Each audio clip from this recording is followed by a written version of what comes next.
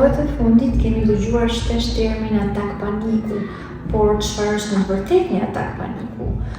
Ja disa simptoma që ju duhet kuptoni që po kaloni një atak paniku.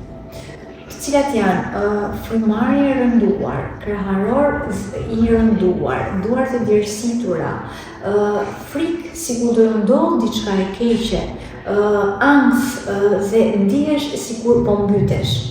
Por ju duhet ruani qetësinë sepse ky është një atak paniku, i cili kalon, trupi e kalon, po pa u panikuar. Ja disa nga këshillat që mund na ndihmojnë ta kalojmë më lehtë një atak paniku.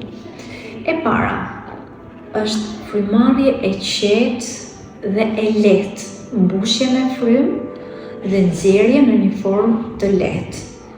E dyta, përpiquni të uleni në një vend të sigurt, krijoni vetes siguri. E treta, zgjoni shisat tuaja.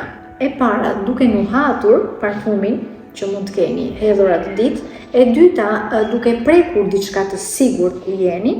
Dhe e treta, duke parë vizualisht diçka që ju jep qetësi.